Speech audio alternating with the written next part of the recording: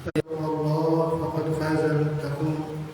Hadratul Karam, wabil khusus kesepuhan Bapak Haji Anwar selaku moderator, para jamaah sekalian teristimewa, Imam Rawatib Bapak Haji Pahyan, Ketua DKM baru ya. Alhamdulillah, Pak Haji Darwis beserta segenap para jamaah sekalian yang selalu istiqomah setiap malam minggu, setiap malam ahad, meskipun cuaca diguyur dengan hujan, tetapi tidak mengalahkan atau tidak mengurangi rasa khidmat kita untuk hadir di masjid ini untuk tujuan kita thalabul ilmi.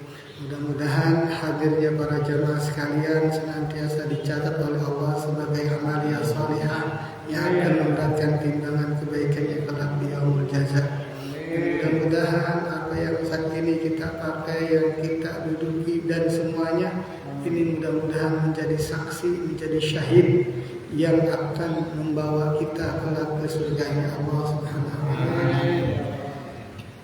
Alhamdulillah, dengan iradahnya Allah Subhanahu wa taala kita dapat berkumpul di majelis Masjid Jami Al-Hidayah guna tujuan kita, selain kita melaksanakan kewajiban kita sebagai umat Islam, yakni salat maghrib dan salat insyaallah akan dilakukan salat isya, dan juga kewajiban yang lain yakni thalabul ilmi.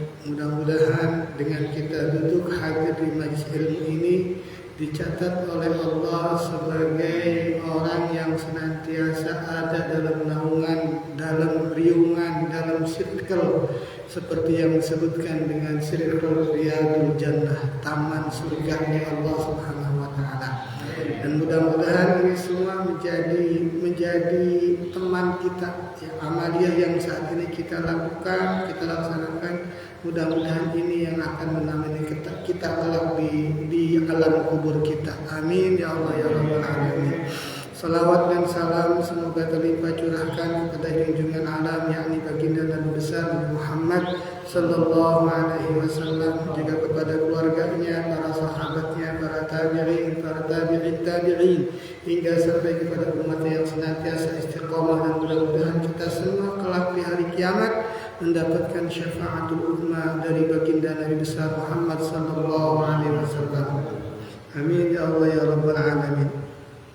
Hadirin para jamaah sekalian, sebagaimana biasa sudah menjadi warid bahwasanya setiap memulai pengajian kita selalu dan senantiasa kita awali dengan bacaan salawat nariyah. Ini tidak lain dan tidak bukan untuk sejak agar kita semua mengamalkan apa yang disampaikan oleh firman Allah dalam Al-Quran, mengamalkan firman Allah dan mengamalkan apa yang disampaikan oleh Nabi dalam hadis-hadisnya, dan mudah-mudahan kita juga mendapatkan keberkahan asar daripada salawat yang kita baca. Mudah-mudahan kita kelak di hari kiamat diakui oleh Rasulullah sebagai umatnya Rasulullah SAW dan bisa menjawab panggilan Rasulullah SAW kelak di yaumul qiyamah. Dan juga dengan barokah, dengan sababiyah kita bersolawat, mudah-mudahan apa-apa yang menjadi cita-cita kita, apa yang menjadi hajat kita, apa yang menjadi urusan kita senantiasa dikabul oleh Allah Subhanahu wa taala. Yang sakit pada saat ini mudah-mudahan senantiasa disembuhkan, diangkat penyakitnya oleh Allah Subhanahu wa taala.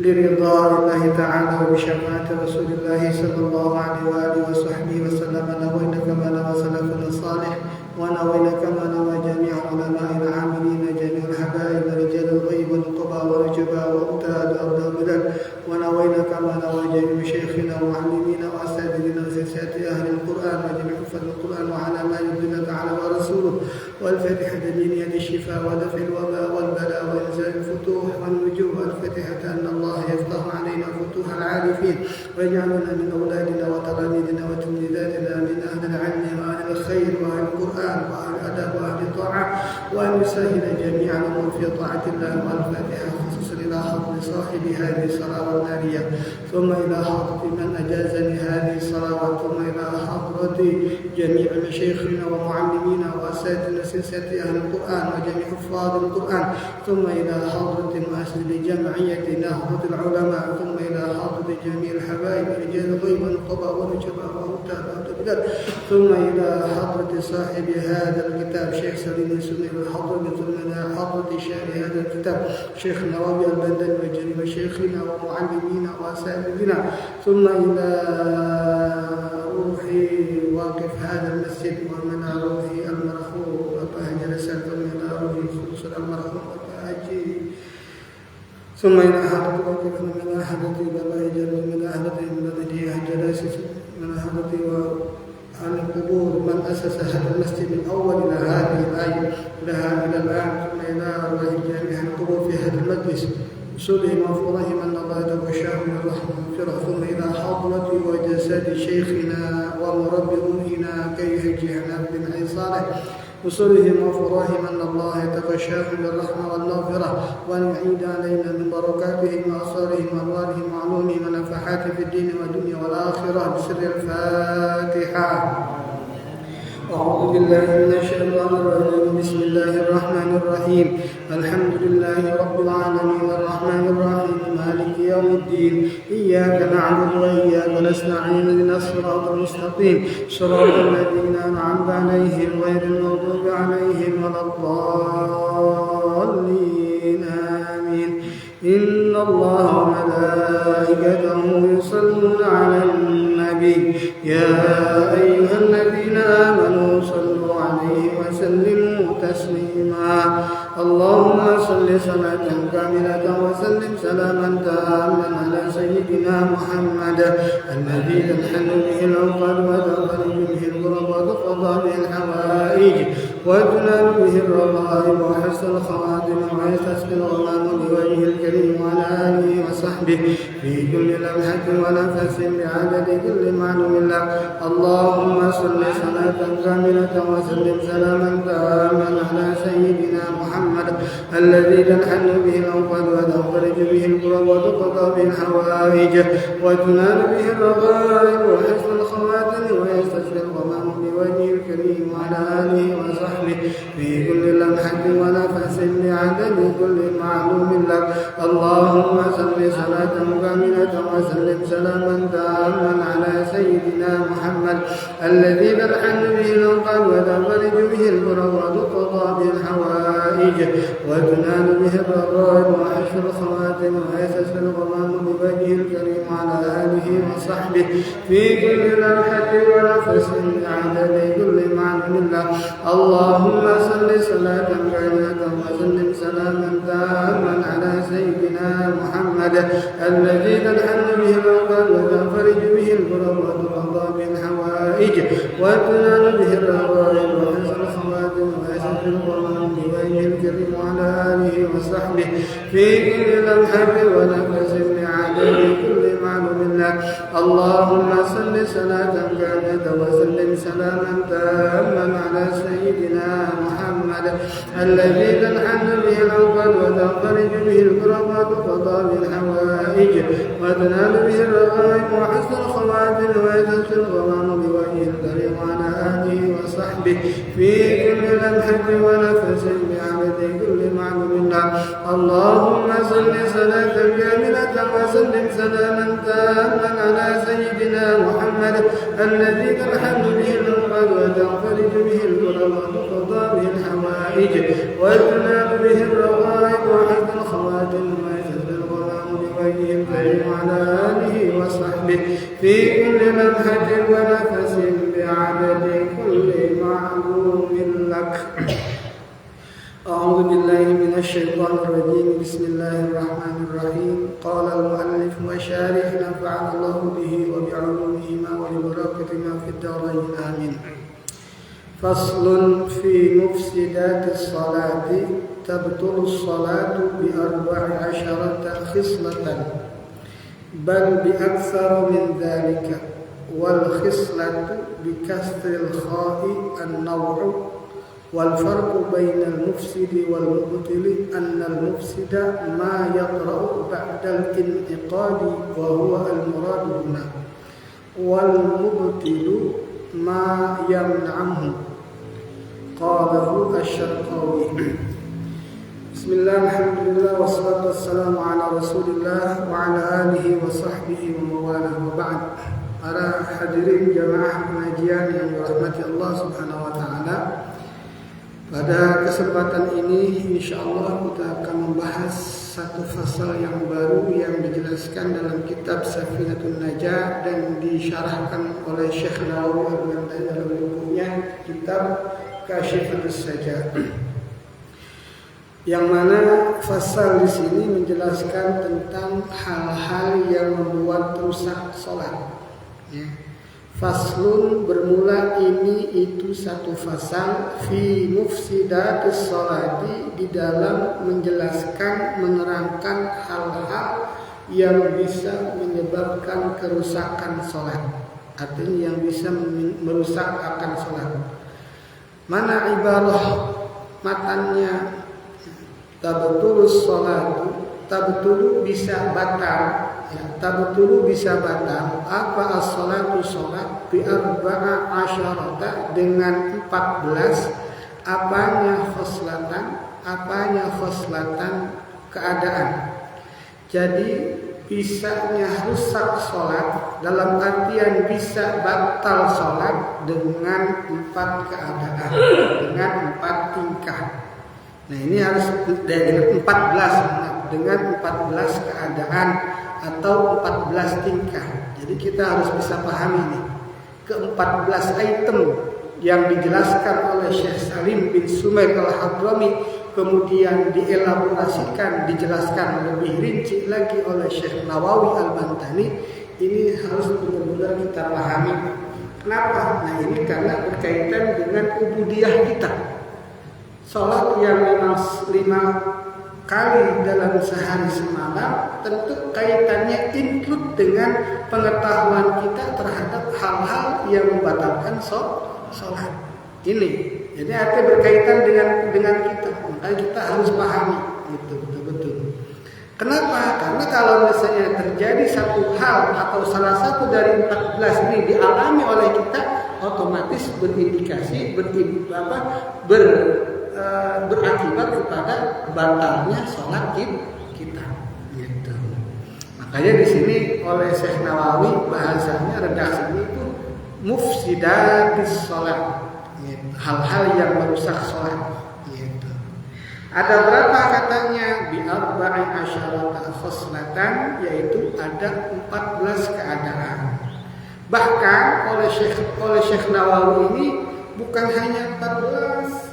Gitu. Bukan hanya 14, bahkan biaksara min dzalika, lebih banyak daripada 14. Jadi kalau kita lebih rinci lagi, ya bahkan dalam kitab-kitab yang lebih rinci lagi penjelasannya itu melebihi dari 14 item hal-hal yang bisa membatalkan sholat. Wal khislatu, dan bermula lafaz khislah ai bikasril kha'i, dengan dikasrkan kha. Khislah itu an-nawu, cabang. Ya, itu nawu cabang. Kalau diterjemahkan bi arba'i asyarata khislatan, itu berarti batal salat dengan 14 cabang. Gitu. Beda. Kenapa di sini perbedaannya bagaimana? Berbeda. Ketika Syekh Nawawi mengelaborasikan matan dalam kitab Safinah yang redaksinya itu tabtulus shalah, tetapi dikuatkan, ditekankan oleh Syekh Nawawi dalam syarahnya ini dengan kata mufsidah, hal-hal yang merusak. Jadi hal-hal yang merusak dan hal-hal yang membatalkan. Kemudian dijelaskan oleh Syekh Nawawi wal farqu bainal mufsidi wal mubtili, ya. Perbedaan antara yang merusak, hal-hal yang merusak, wal mubtili, dan hal-hal yang membatalkan apa?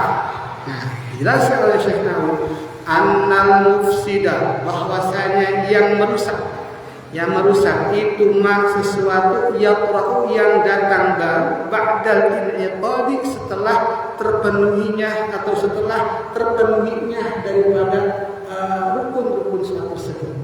Gitu. Datang baru, jadi hal-hal yang bisa melepas dari sahnya sholat dengan datangnya satu hal yang baru itu, sehingga mengakibatkan jadi nggak sah sholatnya. Itu namanya mufsid, katanya, yang rusak. Itu kita senawi juga. Dan sedangkan wahwa al-muraduna, ya, bahwa yang dimaksud di sini adalah bahwa yang dikatakan oleh Syekh Salim bin Sumail al-Hadrami ini adalah sesuatu hal yang baru, gitu. Ya kan, sesuatu hal yang baru yang terjadi atau yang bisa mempengaruhi, yang bisa mengenai ke hal-hal sholat tadi. Sholatnya kita, ya kan, sholat Allahu Akbar, tiba-tiba datang baru itu apa contohnya? Buang angin.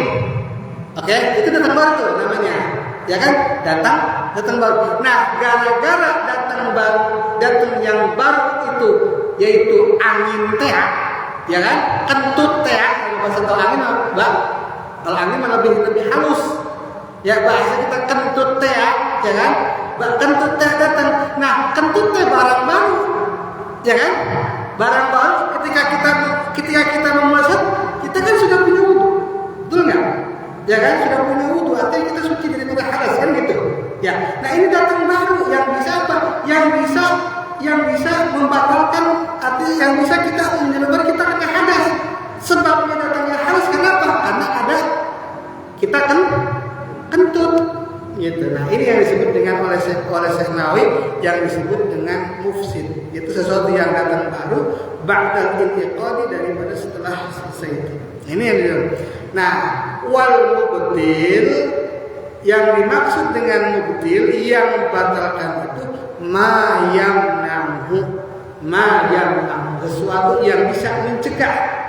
Seperti bisa mencegah, gitu. Makanya di sini artinya penjelasan Syekh Nawawi kenapa bahasa redaksinya Syekh Salim bin Sumail al-Hadrami dalam matanya itu menyantum memakai bahasa tabtul. Maksud tabtul di sini itu hal-hal yang bisa merusak sholat, hal-hal yang bisa merusak sholat. Gitu. Artinya apa yang merusak itu? Hal-hal yang baru, yang bisa merusak sholat. Gitu maksudnya. Ya, kalau bahasa kita udahlah, mau yang baru, mau yang merusak atau yang batal, itu baik, gitu ya, untuk menyederhanakan pemahaman kita. Gitu. Nah, apa sih yang baru? Ya, qala satu yang menguatkan penjelasan dari Syekh Nawawi al-Albani itu, yaitu pendapat Imam Asy-Syarqawi. Mana sih hal-hal yang baru yang bisa membatalkan sholat, yang bisa merusak sahnya sholat? Ahaduha, salah satunya dari yang 14 itu, bil hadasi, dengan hadas. Ya, bil hadasi, dengan hadas. Ya kan? Karena hadas kita tahu pada pengajian ini sebelum-sebelumnya kan sudah kita bahas. Syarat sahnya sholat diantaranya apa? Suci daripada hadas, ya kan? Suci daripada hadas. Hadas baik hadas kecil maupun hadas besar. Cara mensucikan hadas kecil dengan berwudu. Cara mensucikan hadas besar dengan mandi, ya kan? Ya enggak? Nah, ini datang berarti hadas itu datang baru. Kenapa? Karena sebelum kita melaksanakan sholat kan kita sudah memenuhi dulu syarat-syaratnya dulu kan, ya enggak? Berarti apa? Kita wudu dulu kan.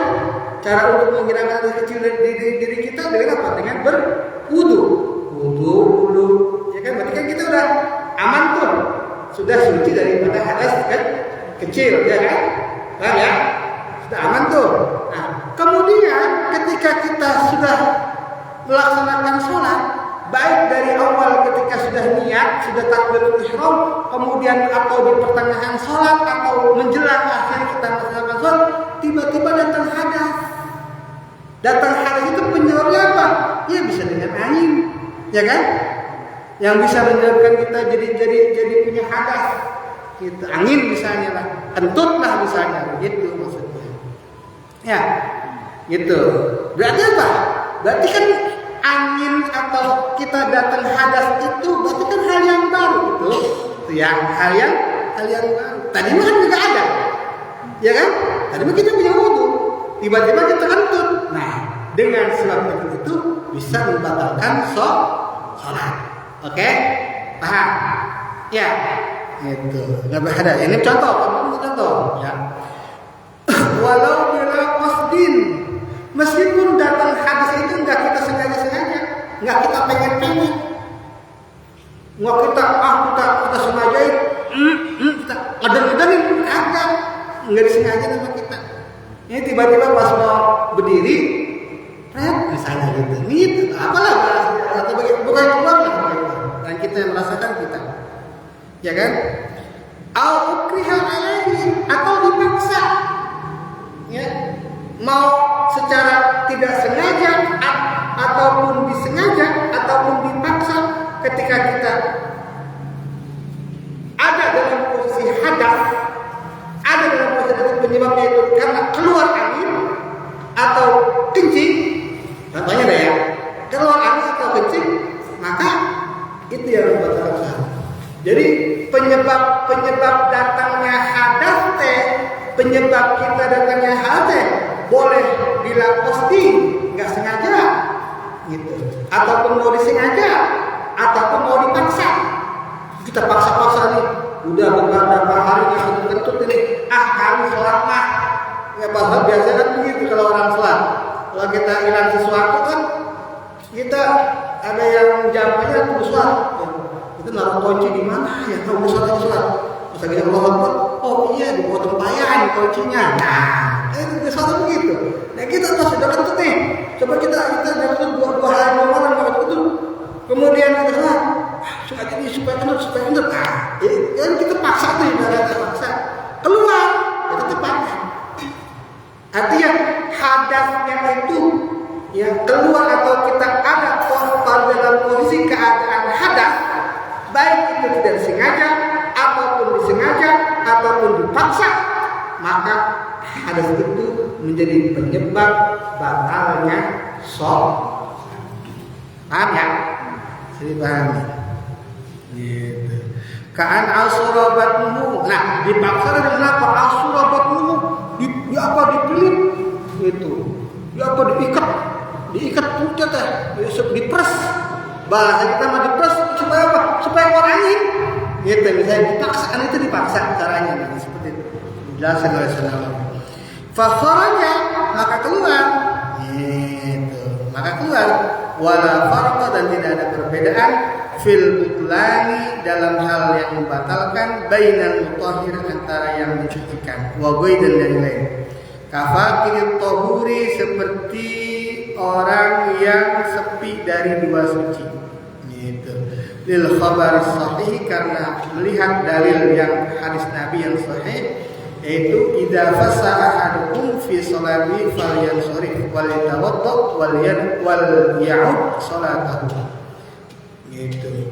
Kecuali kalau ada yang fakir tohurain, yaitu orang yang antara dua suci itu disebut gitu. Nah, hanya itu bisa kita pahami bahwa yang menyebabkan, satu poin pertama yang menyebabkan batalnya sholat karena datangnya hadas buat siapa? Apakah buat semuanya? Enggak.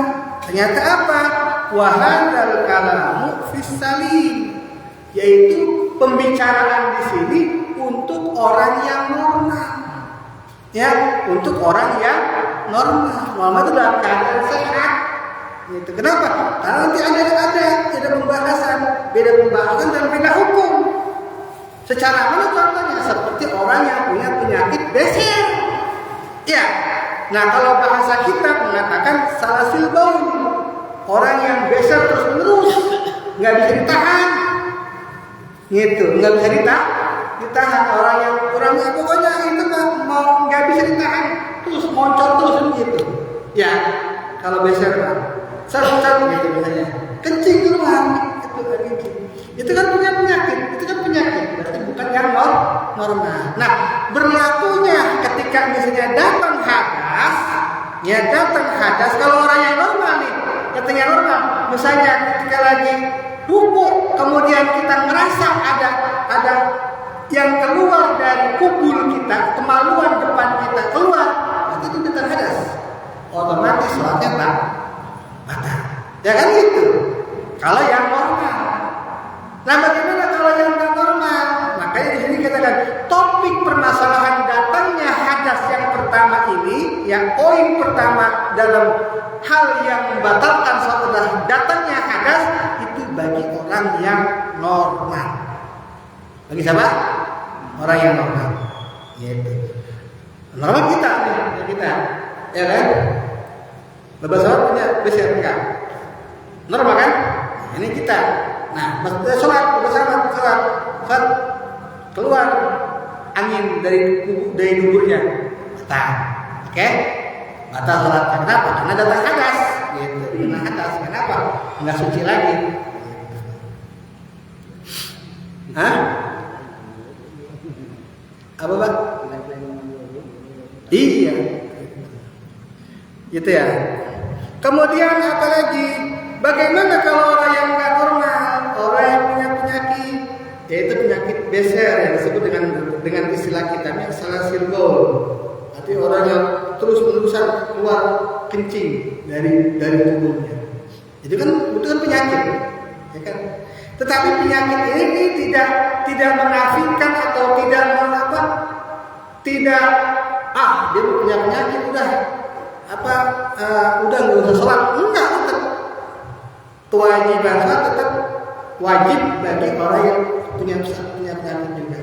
Cuma apa? Ada rukhsah, ada keringanan, ada dispensasi. Apa katanya di sini? Amas salasil. Adapun bagi orang yang punya penyakit beser, penyakit tersebut, ya, fala yabdulu sholatu, maka nggak batal sholatnya. Bagi siapa? Bagi yang, berarti keluar hadas ini, ya, yang menjadi poin pertama, ya, tingkah pertama, keadaan pertama bagi orang yang sholat, ya, keluar hadas itu ternyata khusus bagi orang yang normal. Adapun kalau orang yang punya penyakit seperti yang disebutkan di sini, yaitu penyakit beser, nggak bisa direm, ya, jadi bahasa ini apa? Udah blon gitu, klepnya itu udah dol ya klepnya. Jadi kayak bisa tetep gitu kan? Karena begitu dia nggak bisa. Kalau kita kan bisa, kalau normal kan bisa apa yang kencing nih? Ntar kita kan kalau kita lagi di kendaraan kan bisa nahan kencing ya, ya kan? Biasa kita kalau tuh pengen kencing terus sampai rumah aja ini juga kencingnya masih bisa ditahan. Kalau orang punya penyakit mah nggak buru-buru ditahan, ya kan? Kagak ditahan keluar kan gitu, ya, iya enggak? Nah, kalau bagi kalau misalnya orang yang salasul baul penyakit besar itu, bagaimana kondisi keadaannya? Kondisi sholatnya tadi kan keluar lagi sholat, Allahu Akbar, ruku, Allahu Akbar, ruku tidak, sami Allahu liman hamidah, coba bagaimana? Kira-kira kalau misalnya pakai hukum yang ini apa buat semuanya, kira-kira orang yang punya penyakit kayak gitu, sholat itu, sebisa sampai sholat itu, baru takut ihram, balik lagi ke sana, wudhu lagi, dicuci lagi ini ya. Mending kalau misalnya kita balik lagi ke rumah, ganti lagi salim, datang lagi ke masjid, wudhu lagi, biasanya kalau udah selamat takut ihram, pas ruku, lagi, ganti lagi, wah, habis lah, agak sok. Tetapi agama nggak bisa. Agama itu memudahkan, memberikan pilihan. Oh, ternyata bagi yang kalau yang batal sholat yang pertama itu datangnya hadas, itu bagi orang yang normal. Bagaimana kalau yang nggak normal seperti penyakit beser tadi, salasil baul itu? Oh, nggak batal buatnya. Makanya yang membedakan antara niat, yang membedakan antara posisi orang yang normal sholatnya dengan orang yang punya penyakit seperti penyakit salasil baul tersebut dalam redaksi niatnya. Ya kan gitu. Redaksi niatnya. Apa niatnya? Niat. Kalau kalau yang normal biasa seperti Nabi Musalli fardhu maghrib thalatha raka'at mustaqbilan qiblati adaan ma'mum lillahi ta'ala. Jadi ma'mum. Musalli fardhu maghrib thalatha raka'at mustaqbilan qiblati adaan imam lillahi ta'ala. Jadi imam. Puasa sendiri, musalli fardhu maghrib thalatha raka'at mustaqbilan qiblati adaan lillahi ta'ala. Kan begitu. Normal tidak ada. Nah, bagaimana kalau punya penyakit salasil baul? Itu yang membedakan. Usalli fardhu maghrib thalatha raka'atin listibahatis shalah. Ya, ada tambahan bedanya listibahatis shalah. Gitu. Dalam wudunya dalam wudunya. Jadi wudunya kan wudu kan itu kan sesuatu pekerjaan yang bisa menghilangkan hadas kecil. Ya, mohon maaf. Dalam niat wudunya yang akan membedakan antara orang yang normal dengan orang yang punya penyakit tadi di niat wudu. Kalau wudunya orang yang normal kan, ketika mau membasuh muka, air menyentuh muka, ya pertama kali air muka, kemudian kan niat di sini, ya kan? Dalam hati kita, saya niat wudu untuk menghilangkan hadas kecil karena Allah Taala, kan gitu. Atau misalnya kita langsung dalam niat kita nawaitu wudu adalah fil hadas asghari lillahi ta'ala, kan gitu. Nah, kalau bagi orang yang punya penyakit, bagaimana niat wudunya? Karena wudu kita kalau bisa niat normal, wudu dengan niat itu, baik yang normal ataupun yang salasil baul, yang geser, gitu.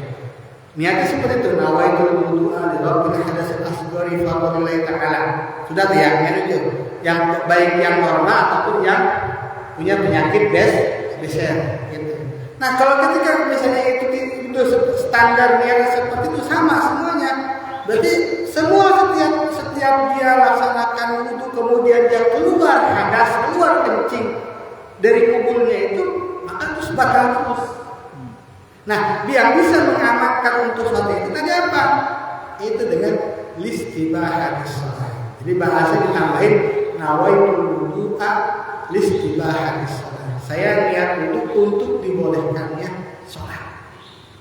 Itu ada bahasa itunya. Gitu. Ya. Jadi walhasil bahwa poin pertama hal yang membatalkan sholat yaitu adalah keluar datang hadas. Nah, bagi siapa itu datang hadasnya?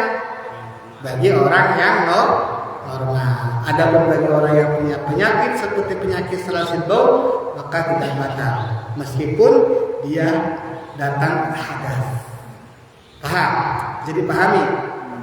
Ya, jangan mentang-mentang ini penyakit normal tapi pakai dalil ini. Ini kayak aku pas lagi sholat atau lagi ruku atau bersenah, ternyata keluar hadas. Penyakitnya ini etikanya apa? Jadinya megang pendapatnya yang lagi nggak normal. Nggak bisa begitu. Ya. Artinya apa? Kalau hukum dalam agama Islam itu memudahkan, tapi bukan dianggap mudah. Dalam agama itu dianggap remeh, gitu. Artinya mempermainkan hukum. Misalnya bersama sholat, nggak punya penyakit normal biasanya. Tapi pas datang hadas, kencing misalnya, gitu kan? Kencing, lanjutin aja sholatnya. Ada penjelasan agak bakal kalau orang yang lagi sakit lu lagi sakit pilek. Mana sakit pilek sama salasil baul? Ya, ada hubungannya nggak? Nggak ada hubungannya. Ya, nggak sebenarnya. Jadi ya tetap batal kalau bagi yang normal. Gitu ya. Nah, illa hadatsahu al-ghair ad-daim. Kecuali apa? Kecuali bagi yang enggak normal nih. Ya, maksudnya illa hadatsahu al-ghair ad-daim, kecuali hadas yang tidak langgeng. Kan kalau yang salasil kan salasilnya kan itu apa tuh namanya keluar kencing terus, ya kan? Tapi kencing enggak normal gitu mah. Nah tiba-tiba ya orang yang penyakit salasil bau beser, ternyata beser gitu ya keluar seperti itu. Tapi dia kentut, gimana tuh? Betul enggak? Batal. Yang membatalkan salat orang yang punya penyakit beser bukan kencingnya, melainkan gara-gara kentut, gitu, karena buang angin, gitu. Bikhilaf bidaim. Kecuali kalau yang memang besernya ongkoh dia beser, terus kentutnya juga saya terus-terusan misalnya. Ada yang begitu.